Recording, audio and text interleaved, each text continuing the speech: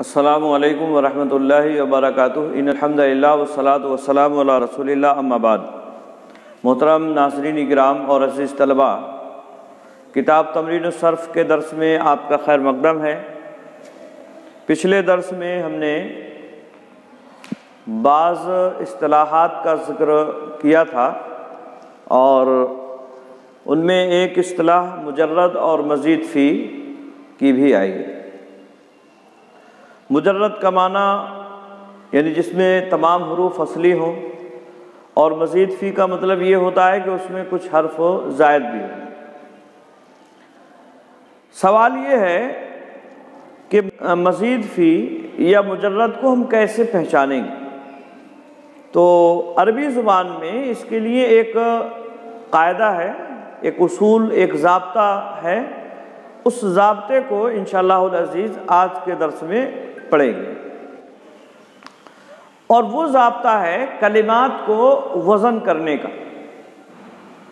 کلمات کو ایک میزان ہے، ایک وزن ہے جس پر ہم تمام کلمات کو وزن کر سکتے ہیں اور دیکھ سکتے ہیں کہ کون مجرد ہے اور کون مزید فی۔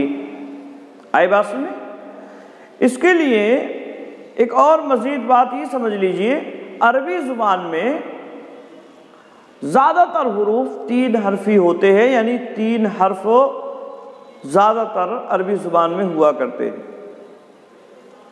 اس لیے الفاظ کے اوزان کو ناپنے کے لیے 3 حرفی کلمے کو اصل قرار دیا گیا، اور اسی میں اگر کچھ زیادتی ہوتی ہے، جیسے کبھی خماسی ہو جاتا ہے، کبھی رباعی ہو جاتا ہے، تو اسی میں ایک اور لفظ کا اضافہ کر کے ہم وزن بڑھا لیتے ہیں۔ ابھی اس کی تفصیل انشاءاللہ العزیز آتی ہے۔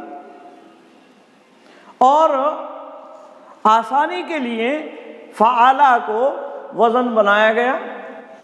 فعالہ فعل ماضی کا صیغہ ہے، یا فعالن سمجھ لیجیے مصدر۔ اسی کو کلمات کو پہچاننے کے لیے عربی زبان میں ایک طرح سے میزان اور وزن بنایا گیا ہے۔ اسی کے ذریعے سے ہم جتنے بھی الفاظ، جتنے بھی کلمات عربی زبان میں آئیں گے، چاہے وہ اسم ہو یا اسی طرح سے فعل ہو، اسی 3 حرفی کلمے پر وزن کریں گے۔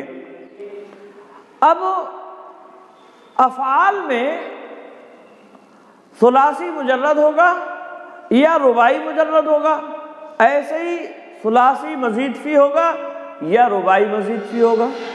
چونکہ مجرد افعال میں صرف 2 ہی ہیں، یعنی ثلاثی یا رباعی، تو لہذا افعال میں اگر ہم غور کریں گے تو ہمیں یہ معلوم ہوگا کہ 4 قسمیں افعال کی ہمیں دیکھنے کو ملے گی یا عربی زبان میں آپ کو ملے گی، یعنی ثلاثی مجرد، رباعی مجرد، ثلاثی مزید فی اور رباعی مزید۔ جبکہ اسماء کا جہاں تک معاملہ ہے، اسم کا جہاں تک تعلق ہے، تو اس میں اسم ثلاثی بھی ہوتا ہے، رباعی بھی ہوتا ہے، اور اسی طرح سے خماسی بھی ہوتا ہے۔ کل ملا کر 6 قسمیں ہو جائیں گی۔ آئی بات میں؟ یعنی ثلاثی مجرد، رباعی مجرد، خماسی مجرد، اور اسی طرح سے ثلاثی مزید فی، رباعی مزید فی اور خماسی مزید فی۔ تو یہ کچھ ایک مثال کے ساتھ، ثلاثی مجرد زمانٌ ثلاثی مجرد ہو گیا، ثعلب یہ رباعی مجرد ہو گیا، سفرجل فعلن کے وزن پر یہ خماسی مجرد ہو گیا، زمان یہاں الف زائد ہے فعال کے وزن پر، یا اسی طرح سے قندیل ہے، قندیل جانتے ہیں معنی اس کا، اور فعلیل کے وزن پر ہوگا یہ، اور یہ ہے غضرفوتن فعللون کے وزن پر، ایک خیالی جانور ہوتا ہے اسے کہا جاتا ہے۔ آئی بات سمجھ میں؟ تو یہ اسماء میں جو ہم نے ابھی اوزان کیے اس میں ایک بات معلوم ہوئی کہ اسماء یعنی اسم جو ہے وہ ثلاثی، رباعی اور خماسی مجرد یعنی 3 ہو سکتے ہیں، تو اس طرح سے یہ 3 قسمیں ہو جائیں گی، اور مزید فی کو ملائیں گے تو 3 دونی 6 قسمیں ہو جائیں گی اسماء میں، ثلاثی مجرد، رباعی مجرد اور اسی طرح سے خماسی مجرد، اسی طرح سے ثلاثی مزید فی، رباعی مزید فی اور خماسی مزید فی، تو اس طرح سے ہم اسماء کا وزن کر سکتے ہیں۔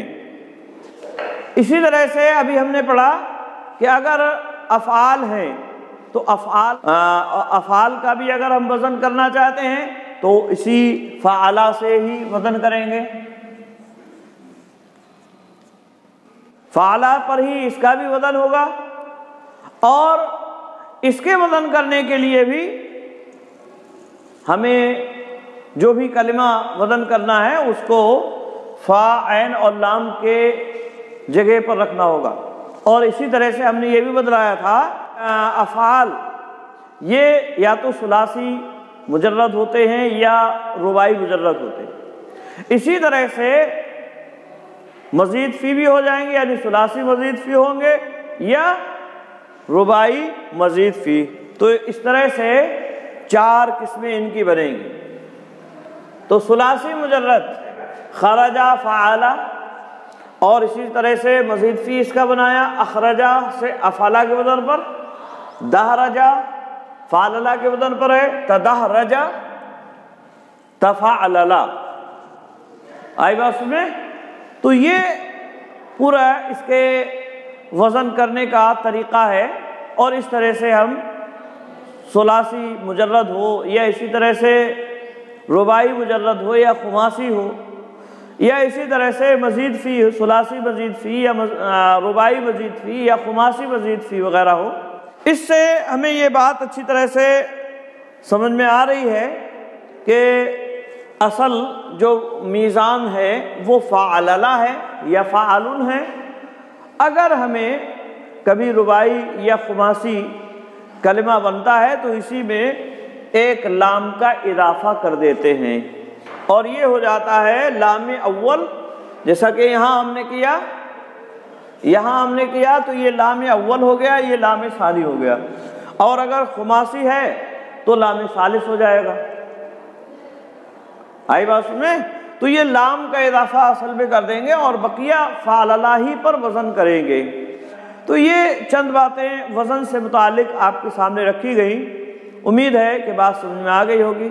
آج کے لیے بس اتنا ہی۔ السلام علیکم ورحمۃ اللہ وبرکاتہ۔